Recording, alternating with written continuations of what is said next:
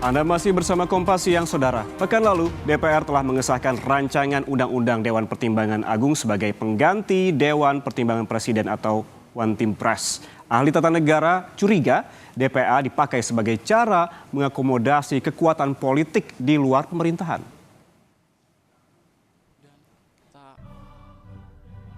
DPR 2019-2024 di akhir masa kerjanya 3 bulan lagi, kini resmi bakal membahas rancangan Dewan Pertimbangan Agung pengganti Dewan Pertimbangan Presiden. Meski sejumlah fraksi sudah menyatakan setuju, Ketua DPR Puan Maharani menyebut DPR mesti hati-hati mengkaji perubahan lembaga di bawah lembaga kepresidenan tersebut. Yang pasti jangan sampai kemudian nanti hal yang akan kita bahas ini kemudian menyalahi undang-undang, apalagi undang-undang dasar. Bagaimana, seperti apa, ini harapannya itu adalah penguatan dari Watimpres. Jadi saya harapkan nanti seperti apa namanya, bagaimana bentuk dari lembaga tersebut. Ya nanti kita lihat pembahasannya, kan sekarang ini baru masuk dalam paripurna, pembahasannya akan kita kaji, jangan sampai kemudian menyalahi aturan perundangan yang berlaku. Presiden Joko Widodo pun sepertinya juga tak tahu menahu usulan Dewan di Senayan, namun tak mempermasalahkan ada DPA pengganti Watimpres. DPR ada usulan untuk revisi undang-undang terkait. Dari DPR ada usulan RUU Watimpres diubah menjadi DPA, Pak, Dewan Penasihat Agung.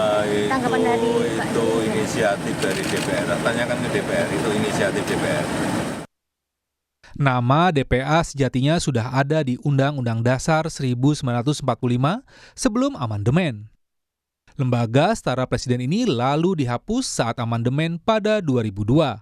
Mengganti fungsi menjadi lembaga di bawah presiden bernama Dewan Pertimbangan Presiden atau Watimpres. Bila ingin mengembalikan Dewan dengan posisi setara presiden, maka konstitusi kembali harus diamandemen. Mengembalikan ke Dewan Pertimbangan Agung itu tidak bisa dengan undang-undang. Tidak bisa? Tidak bisa, karena bunyi One Team Press itu ada di Undang-Undang Dasar yang berlaku sekarang, pasal 16 hasil amandemen. Kalau Dewan Pertimbangan Agung itu lembaga negara yang setingkat. Kalau sekarang hanya mengubah undang-undang, tetap dasarnya itu di bawah presiden seperti sekarang. Kalau mau sejajar dengan presiden harus kembali ke Undang-Undang Dasar 1045 yang asli. Lembaga pertingkatan setingkat presiden tidak bisa dilakukan tanpa mengubah Undang-Undang Dasar. Tapi kalau mau mengubah nama Dewan Pertimbangan Presiden menjadi Dewan Pertimbangan Agung, itu bisa saja, tetapi tidak bisa setingkat dengan tetap seperti sekarang. Yang maaf, kita tidak tahu fungsinya apa tuh ya. Posisi DPA yang hanya mengubah nama diduga sebagai alat posisi tawar buat kekuatan politik di luar pemenangan Pilpres agar tak kritis terhadap pemerintah. Bahayanya sebenarnya lebih banyak ke persoalan bagaimana kekuatan-kekuatan penyeimbang ini kemudian dilemahkan karena diberi kekuasaan atau diberi porsi untuk ikut dalam pemerintahan. Mungkin dia memang tidak punya namanya Dewan Pertimbangan Agung ya. Dia tidak punya wewenang untuk membuat kebijakan. Tapi secara administrasi negara, secara protokoler, secara fasilitas, dia lebih baik tentu saja daripada misalnya komisaris gitu. Jadi nanti mungkin efeknya tidak langsung, tapi misalnya banyak undang-undang yang tidak mendapat kritik yang cukup dari fraksi-fraksi keseluruhan di DPR, mungkin makin minim, nggak ada mungkin hak angket lagi, hak interpelasi, pengawasan sangat minim. Itu dampaknya memang tidak secara langsung. Tapi kritik ahli tata negara tak bisa menghalangi niat anggota DPR yang segera berakhir masa kerjanya pada Oktober 2024 untuk menggolkan rancangan menjadi Undang-Undang Dewan Pertimbangan Agung untuk lembaga presiden. Tim Liputan, Kompas TV.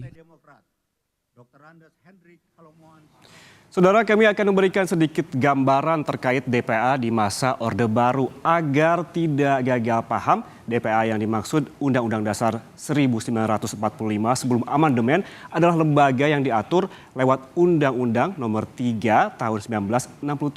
Seperti yang disebutkan, DPA masa Orde Baru. Lembaga ini posisinya setara dengan lembaga kepresidenan. Ketua DPA setara dengan Presiden dan Ketua DPR. Kita lihat selanjutnya, kemudian apa sih tugas dari DPA sebelum amandemen Undang-Undang Dasar 1945?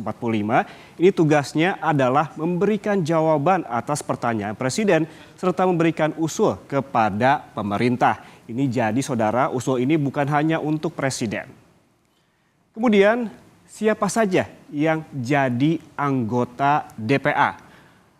Anggota DPA berjumlah 27 orang. Siapa saja mereka? Mereka adalah tokoh politik yang saat itu terdiri dari 3 partai, yaitu Golkar, PDI, dan juga P3.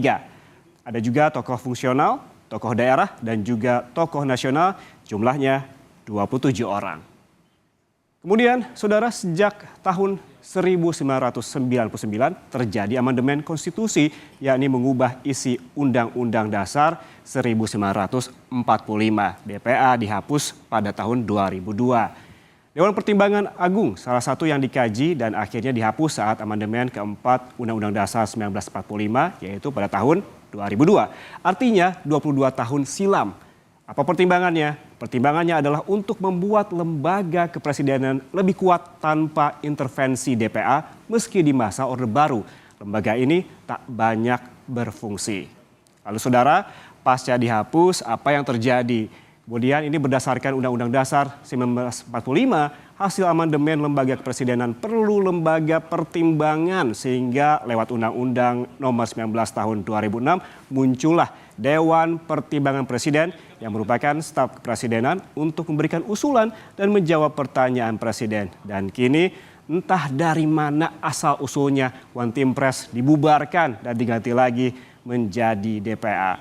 Itulah sedikit gambaran saudara terkait DPA yang saat ini kembali menghangat di tengah-tengah publik.